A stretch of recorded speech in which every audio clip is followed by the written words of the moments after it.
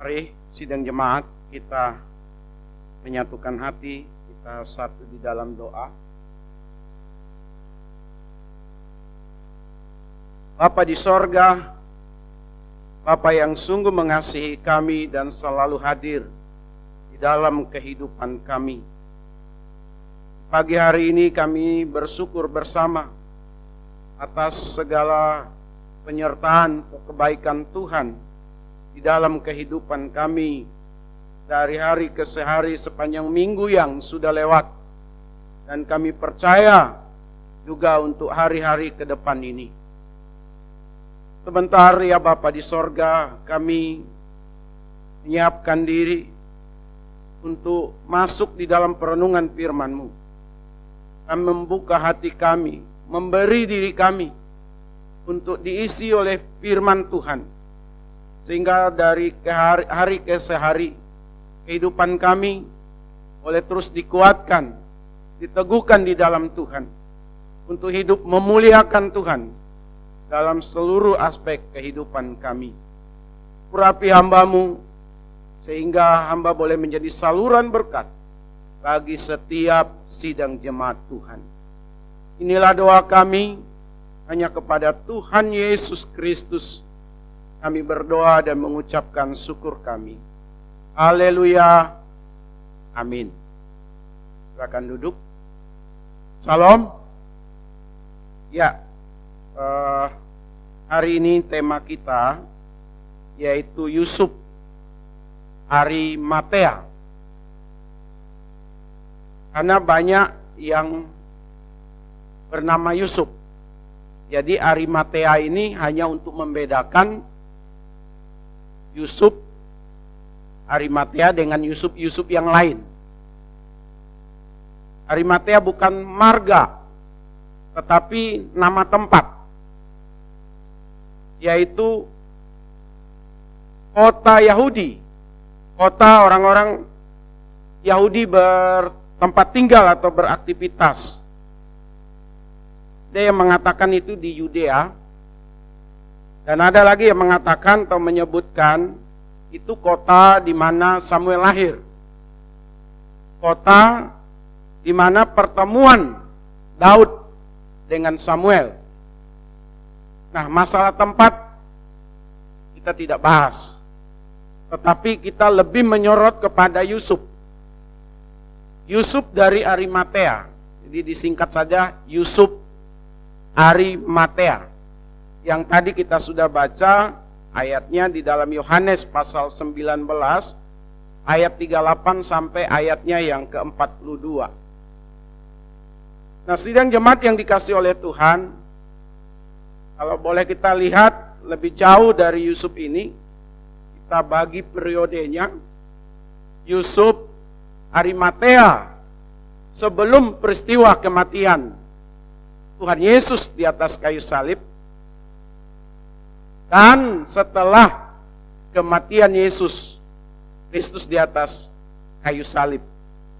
Kita mau melihat yang pertama, Yusuf Arimatea ini adalah pribadi yang menyembunyikan identitasnya sebagai murid Yesus. Saya ulang, Yusuf Arimatea adalah pribadi atau sosok atau seseorang yang awalnya menyembunyikan identitasnya sebagai murid Yesus. Kita bisa lihat tadi di Yohanes pasal 19 ayat 38. Saya ulang membacakannya. Sesudah itu Yusuf dari Arimatea, ia murid Yesus, tetapi sembunyi-sembunyi. Jelas. Di dalam Matius pasal 27 ayat 57 juga dikatakan, Yusuf ini adalah murid Yesus Kristus. Tetapi identitasnya sebagai murid Yesus Kristus disembunyikan. Dia tidak mau mengakui secara terang-terangan. Dia tidak mau menunjukkan kepada orang banyak bahwa dia adalah murid Yesus. Tentu ada alasan sidang jemaat mengapa Yusuf Arimatea ini menyembunyikan identitasnya. Tidak berani mengakui bahwa dia benar-benar murid Yesus di depan umum. Sama seperti yang di pasal 19 tadi. Nikodemus. Dia juga adalah murid. Tetapi sembunyi-sembunyi. Alasannya sidang jemaat, karena Yusuf dari Arimatea ini adalah salah satu majelis besar, pemimpin orang Yahudi, masuk dalam anggota Sanhedrin, punya pengaruh yang luar biasa besarnya di bidang masyarakat. Dalam kemasyarakatan, posisinya ini memiliki peranan penting. Yusuf dari Arimatea ini dengan jabatannya sebagai kelompok elit memiliki pengaruh juga di dalam pemerintahan. Berpengaruh dalam masyarakat, berpengaruh di dalam pemerintahan, tetapi juga berpengaruh di dalam agama. Dia menyembunyikan identitasnya. Jangan sampai dia terbuang. Jangan sampai dia tersisih. Karena besar resiko yang harus dia tanggung. Kalau dia mengakui sebagai murid Yesus dengan jabatannya sebagai anggota majelis. Resikonya dia bisa dihina. Dia diasingkan dalam masyarakat. Bahkan ada kemungkinan juga dia dibunuh. Jadi secara pertimbangan logika manusia, dia berpikir panjang itu. Dia pikirkan baik-baik. Masalah cukup dia dan Tuhan saja yang tahu. Masalah imannya. Masalah kepercayaannya. Tidak perlu orang lain tahu. Seolah-olah ini bertentangan dengan Matius pasalnya yang ke-10 ayat 32-33 ya. Bahwa orang yang percaya kepada Yesus, orang yang sebagai murid Yesus harus berani mengakui bahwa dia adalah sebagai pengikut Yesus, sebagai murid Yesus, sebagai orang percaya. Sebab kalau ada yang malu mengakui, tidak mau mengaku, menyangkal, maka dia juga disangkal oleh Tuhan. Ini realita hidup. Ada pertimbangan-pertimbangan yang dimiliki untuk bisa menahan diri begitu, supaya tidak diketahui banyak orang bahwa dia adalah seorang anggota majelis. Makanya pada saat persidangan majelis dalam peristiwa penangkapan Tuhan Yesus, Yusuf dari Arimatea ini atau Yusuf Arimatea ini adalah salah satu, dan boleh saya mau katakan satu-satunya yang berani berbeda pendapat untuk tidak menjatuhkan hukuman mati kepada Tuhan Yesus. Bisa jadi karena dia mengerti benar bahwa Yesus Kristus itu adalah Tuhan. Bapak Ibu sidang jemaat, kita melihat di sini bagaimana Yusuf Arimatea menyembunyikan identitasnya. Dalam kehidupan banyak orang percaya, tempat-tempat di mana dia minoritas,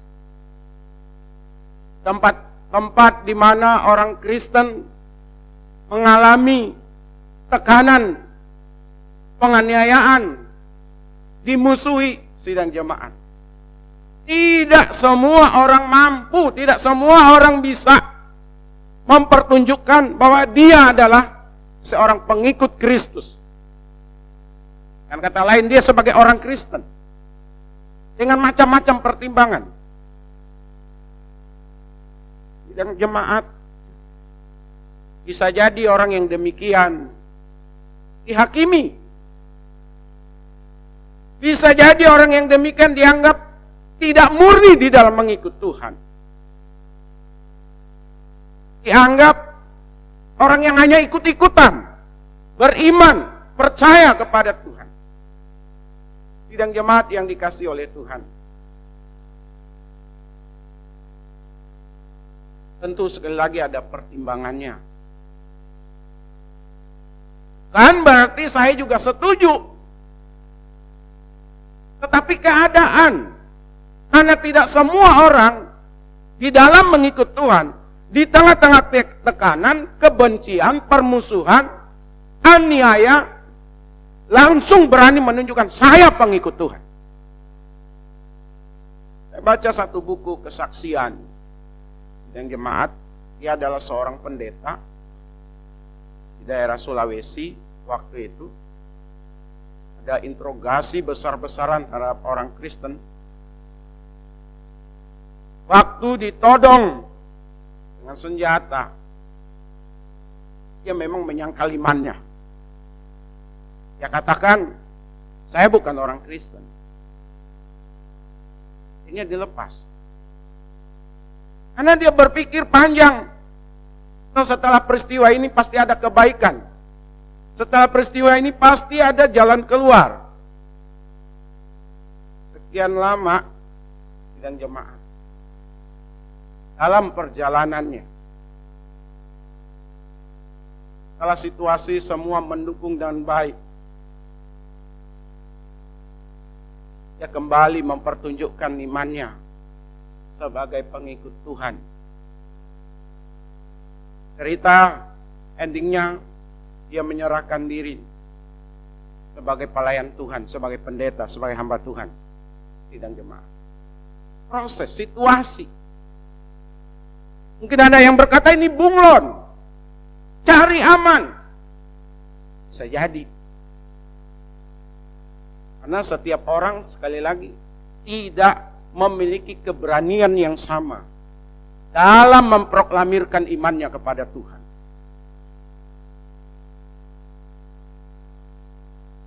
Saya juga kurang tahu dengan diri saya sendiri. Kalau seandainya ada penodongan begitu ya, tetap ikut Yesus atau tidak, percaya Yesus atau tidak. Dari rentetan pengalaman yang saya pernah alami, sampai hari ini memang sidang jemaat, saya tetap berani menyatakan diri sebagai orang Kristen. Bahkan di KTP saya tulis pendeta. KTP saya itu pendeta. Kalau ada razia KTP misalnya, orang pasti tahu. Dan saya tidak mungkin bisa berkelit. Sidang jemaat yang dikasihi oleh Tuhan. Kembali ke pribadi. Situasi memang kadang-kadang menuntut orang berbeda. Tapi apakah harus kita ikuti tindakan Yusuf dari Arimatea ini? Perlu kita contoh, kita teladani? Tidak. Saya tetap berkata jangan. Tetapi masalahnya dari yang kecil-kecil saja, banyak orang yang sudah berani menyembunyikan imannya, menyembunyikan identitasnya.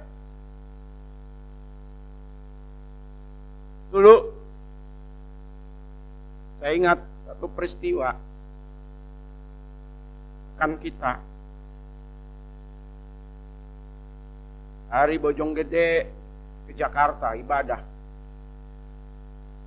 Alkitab itu dibungkus dengan kantong plastik hitam. Ya, ditenteng. Dia membawa Alkitab. Tutup dengan kantong plastik hitam.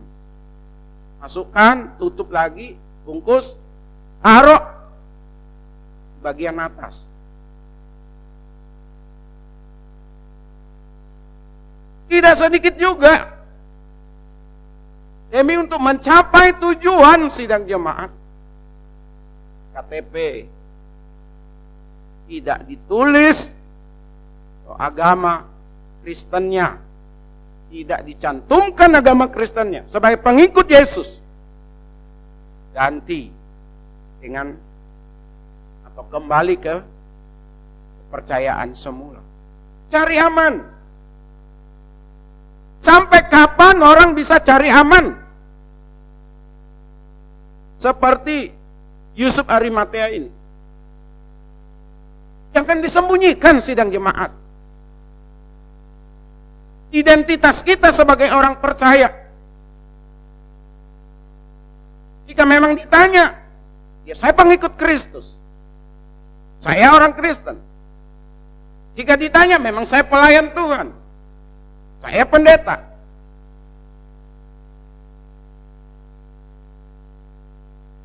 Saya bukan mau mengkhotbahkan diri saya sidang jemaat. Tapi ini proses iman. Saya katakan ke jemaat kita, GKRI Epifania.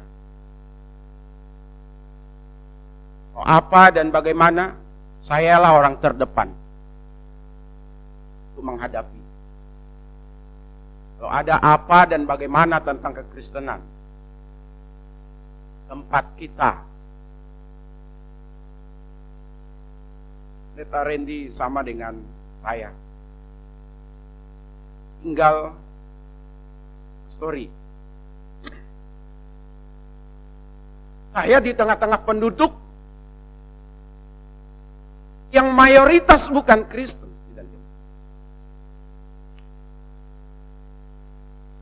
Beberapa kawan yang datang ke sana kata, Paran, berani juga kamu tinggal di sini.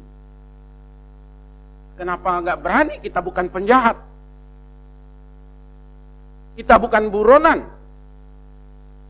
Kita baik dengan masyarakat dan lain sebagainya.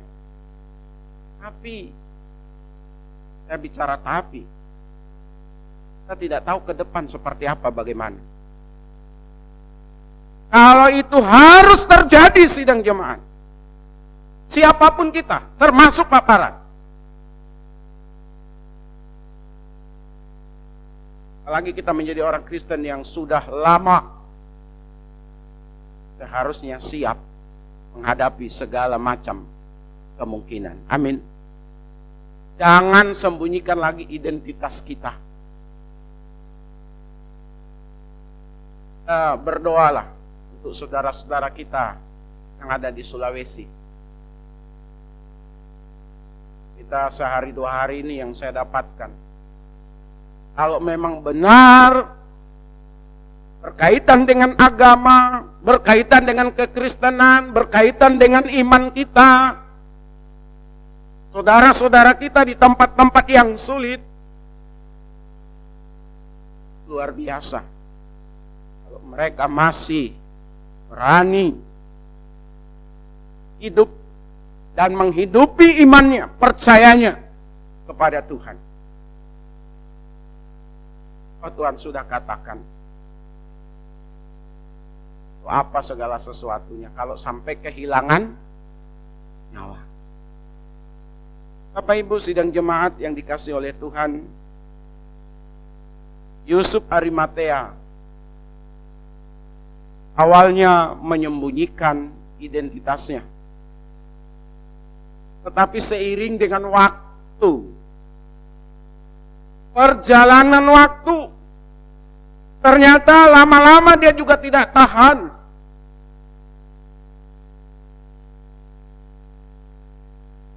Akhirnya Yusuf Arimatea ini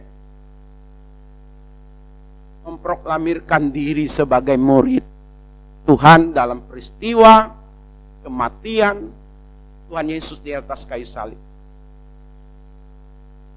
Dia bukan menjadi orang yang penakut lagi, sidang jemaat. Dia bukan menjadi orang yang mempertimbangkan untuk keamanannya, keamanan keluarganya, dan masa depannya. Ya. Ada perubahan yang sangat mendasar di dalam diri Yusuf Arimatea ini. Dia berani bayar harga itu. Yang kedua ini, Yusuf Arimatea adalah pribadi yang berani bayar harga. Yang pertama dari segi jabatan. Jabatannya dia pertaruhkan, sidang jemaat. Dalam hal melobi Pilatus supaya diizinkan untuk mengambil mayat Yesus Kristus yang ada di atas kayu salib. Seorang majelis besar, anggota majelis besar, dalam tatanan atau aturan Taurat, tidak boleh bersentuhan dengan mayat.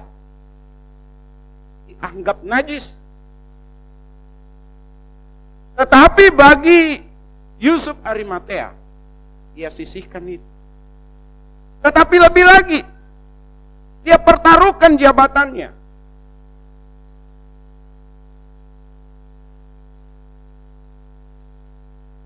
Menurut cerita,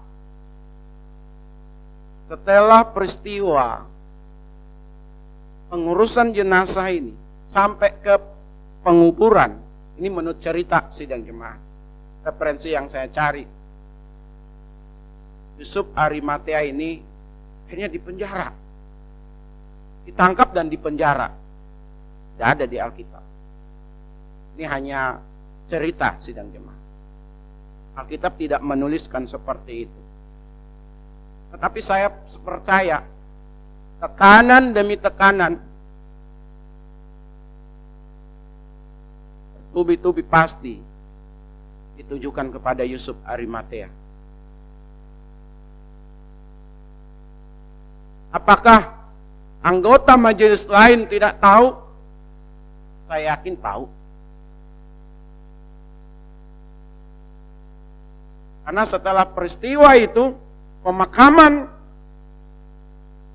jenazah Tuhan Yesus, para majelis juga datang pada Pilatus supaya kuburan itu dijaga. Luar biasa sidang jemaat. Jarang ada orang yang tetap berani mempertaruhkan jabatannya. Justru yang ada mencari jabatan, mengejar jabatan demi untuk jabatan. Iman kepada Yesus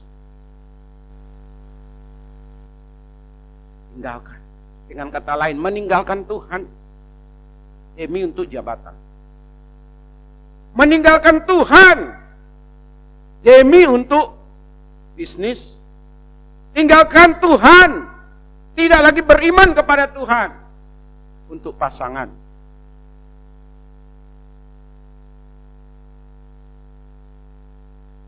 Sidang jemaat, ada orang-orang tertentu negara kita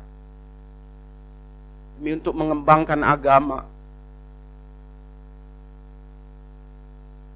dengan iming-iming jabatan, tapi harus tinggalkan Tuhan. Saya banyak cerita sidang jemaat. Saya tidak perlu umbar di sini karena tidak baik. Anggap nanti provokator. Tidak. Saya berbicara di dalam komunitas kita. Bagaimana kita sebagai orang-orang percaya jangan sampai karena jabatan kita tidak mengakui Tuhan lagi. Karena jabatan kita tinggalkan Yesus dalam kehidupan ini. Bapak Ibu yang dikasihi oleh Tuhan, Yusuf Arimatea berani bayar harga. Sekalipun mungkin jabatannya sebagai imam, sebagai majelis besar dicopot, dia sudah pertimbangkan, dia sudah hitungi. Jadi dari awal saya katakan ini jabatan yang sangat berpengaruh, punya peranan penting di tengah-tengah masyarakat, punya peranan penting dalam pemerintahan, dan punya peranan penting di dalam urusan-urusan agama. Karena jabatan itulah Yusuf Arimatea ini menjadi orang yang berduit, orang kaya, sidang jemaat. Bukan orang yang biasa dengan jabatannya itu. Tapi kita melihat dia berani bayar harga.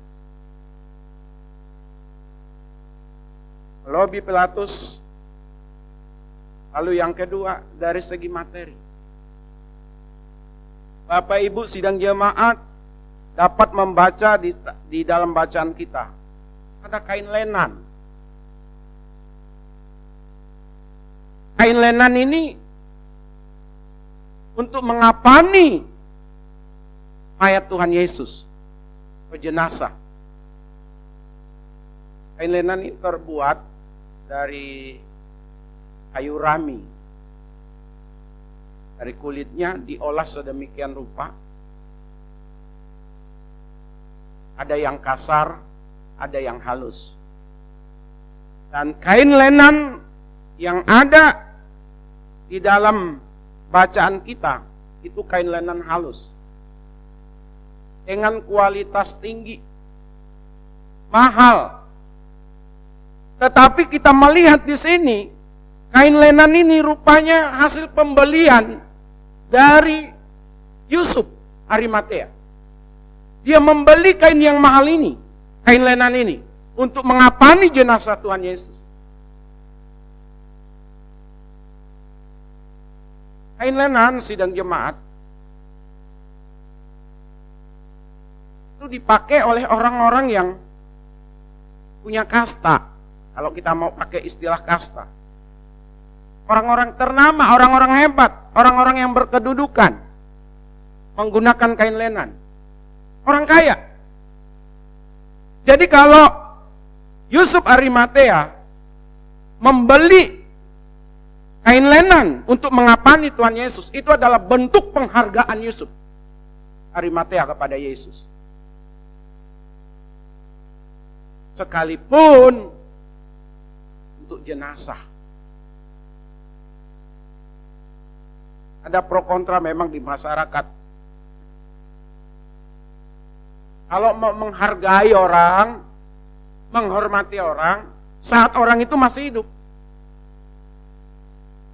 Mau menunjukkan kasih saat orang itu masih hidup. Kalau sudah meninggal, kalau sudah mati, mau dihargai seperti apapun, katanya udah sia-sia. Tapi sampai hari ini saya percaya sidang jemaat, dalam proses kematian tetap dihargai, tetap dihormati. Makanya orang datang pemakaman, ke rumah duka. Nah, Yusuf Arimatea ini sidang jemaat, dia begitu menghargai Yesus Kristus. Dia begitu menghormati. Dia membeli kain yang mahal, kain lenan halus. Dan biasanya kain lenan juga itu adalah diberikan oleh seseorang sebagai buah tangan kepada orang yang benar-benar dikasihi, dicintai. Seperti orang yang sedang pacaran, laki-laki kepada perempuan, suami kepada istrinya. Jadi kain lenan ini hanya diberikan kepada orang-orang yang benar-benar dikasih, sidang jemaat. Yusuf Arimatea beli kain lenan halus, dan kain lenan yang halus itu untuk mengapani Tuhan Yesus. Tidak diberitahu berapa harganya, sidang jemaat. Tetapi saya yakin selain lebar juga panjang, karena harus membungkus mayat atau jenazah. Arti hitungannya meter itu, sidang jemaat. Pasti mahal. Bagi Yusuf Arimatea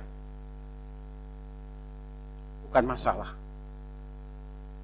Bapak Ibu sidang jemaat yang dikasihi oleh Tuhan, kalau berurusan dengan Tuhan, berkaitan dengan pekerjaan Tuhan, orang yang sungguh-sungguh mengalami hidup bersama dengan Tuhan,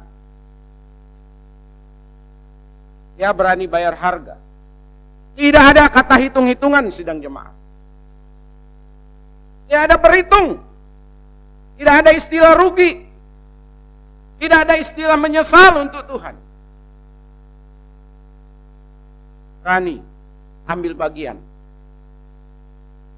Sekalipun itu mahal. Berani ambil bagian. Sekalipun itu barang yang sangat disayangi. Barang kesukaan. Punya nilai sejarah. Dan lain sebagainya. Tetapi demi dan untuk Tuhan. Hanya orang berani berkorban, sidang jemaat. Bayar harga.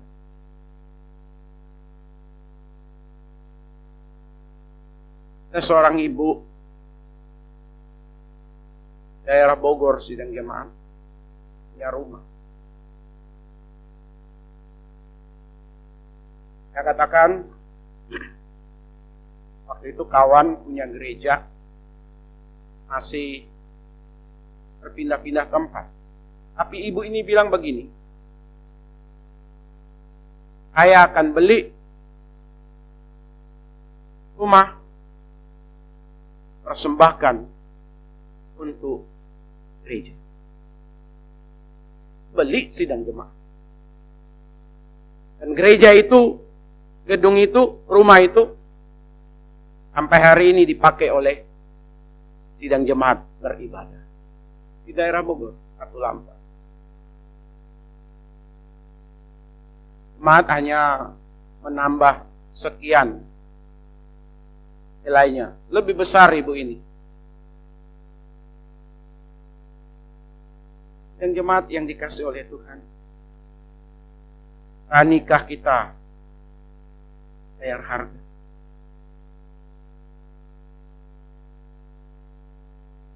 Kita banyak mendengar cerita seorang yang bekerja tempat yang sudah baik, dengan jabatan yang baik, dengan penghasilan yang baik.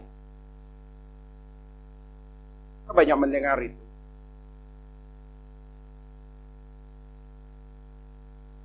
Demi kasihnya, demi penghargaannya kepada Tuhan, dalam memenuhi panggilan Tuhan, berani bayar harga, tinggalkan pekerjaannya, tinggalkan jabatan dalam pekerjaan, tinggalkan fasilitas dan gaji yang besar di perusahaan tempat di mana dia bekerja, libatkan diri, terjun di dalam pelayanan, berani bayar harga. Yang jemaat, kalau untuk Tuhan, sekali lagi mari kita sama seperti Yusuf Arimatea. Berikan yang terbaik sebagai bentuk penghargaan kita kepada Tuhan. Apa yang Tuhan minta untuk kita? Waktu kita, kemampuan kita, tenaga kita, pemikiran kita, harta kita. Saya dari awal katakan jangan hitung-hitungan, jangan menyesal, jangan pernah menyesal untuk Tuhan. Amin.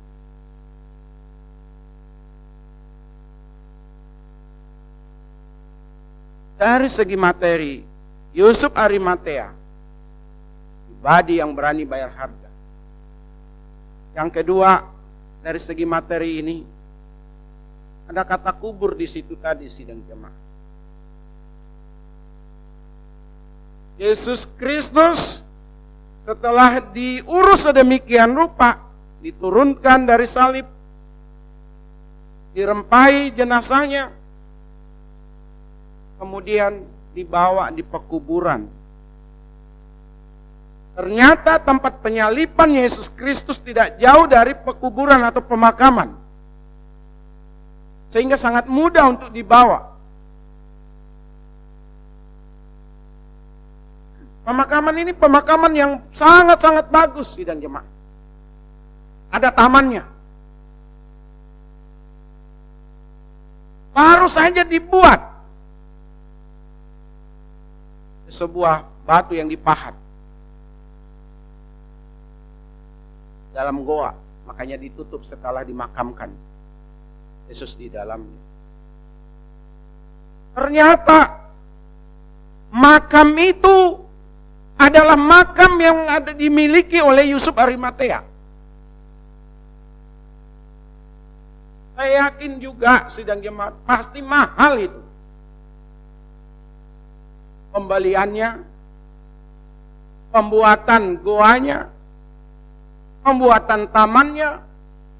Kalau bukan orang kaya, orang yang punya duit, tidak mungkin bisa membeli tempat atau lokasi sebaik dan sebagus itu. Dan jemaat memberikan makamnya, pekuburannya untuk mengubur Tuhan Yesus. Bapak Ibu sidang jemaat yang dikasihi oleh Tuhan, saya cari tahu begitu. Ini makam untuk siapa sih? Apakah untuk orang tuanya, untuk Yusuf, atau untuk saudaranya? Maksudnya anggota keluarga kecilnya. Tidak diketemukan. Akhirnya saya berkesimpulan, memang ini makam dibeli, lokasinya dibeli, dibuat untuk di Yusuf Arimatea. Kalau nanti dia sudah meninggal, karena majelis agama itu usianya di atas 30 tahunan dan jemaat. Bukan orang muda, orang-orang tua. Berarti sidang jemaat, dia menyiapkan dirinya. Kalau nanti mati, dia dikuburkan di situ. Makanya dibuat sedemikian rupa. Bukankah itu kurang lebih sama sekarang ini orang Bapak Ibu sidang jemaat? Saya juga baru tahu kuburan juga bisa dipesan. San Diego Hills itu dipaket suami istri gitu ya, atau satu lokasi untuk anggota keluarga besarnya. Orangnya belum mati tapi makamnya udah disiapkan. Hanya Pemda DKI sempat zamannya Pak Ahok itu mampu membongkar orang-orang yang memanipulasi pemakaman. Dikira udah ada jenazah di dalam, nggak taunya itu pesanan orang, seolah-olah itu kuburan. Udah dipesan. Orang-orang tua zaman dulu peti mati yang dari kayu besar itu, Bapak Ibu, buat sedemikian rupa, dipersiapkan. Coba bayangkan Bapak Ibu, makam sendiri untuk diri sendiri, lalu diserahkan kepada Tuhan Yesus.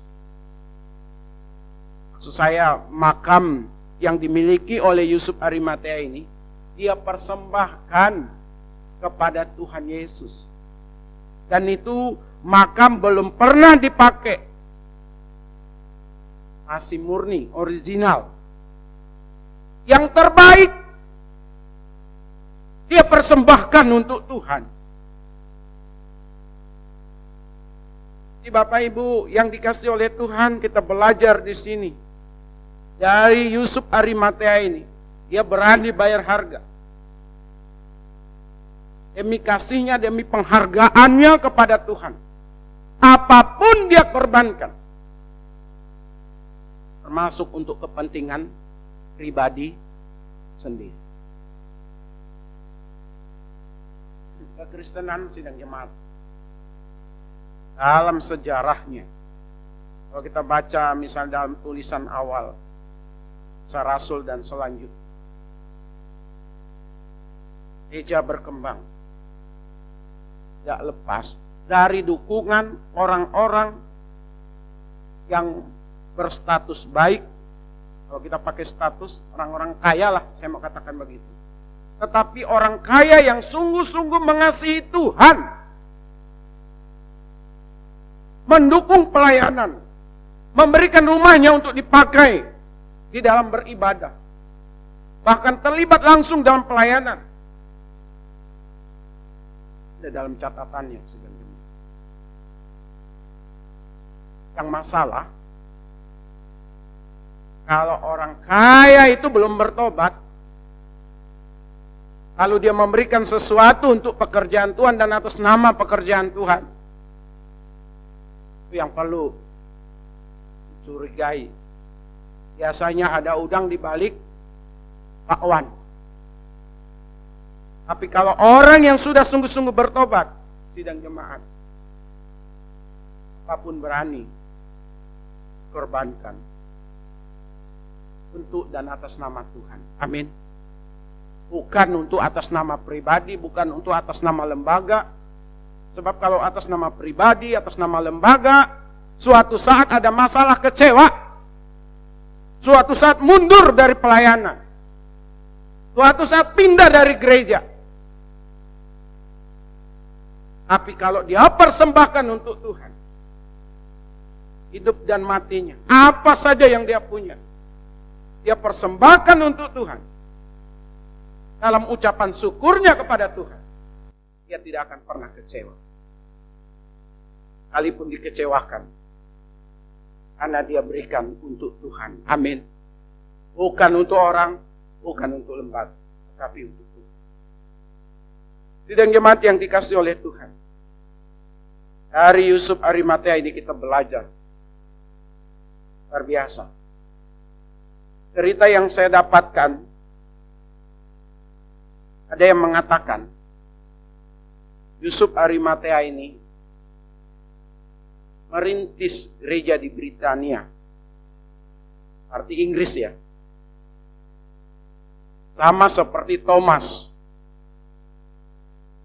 yang tidak percaya kalau Yesus bangkit.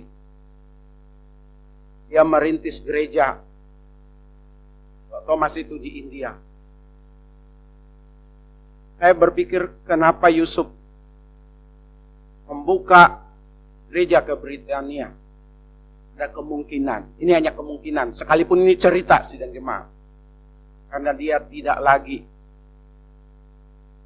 menjadi majelis besar yang berpengaruh dalam kehidupan bangsa yang hidup matinya hanya untuk Tuhan. Yang awalnya dia menyembunyikan identitasnya, seiring dengan waktu dia berani mempertontonkan, mempertunjukkan, memproklamirkan dengan berani bayar harga sebagai murid Yesus. Amin. Tuhan Yesus memberkati kita semuanya.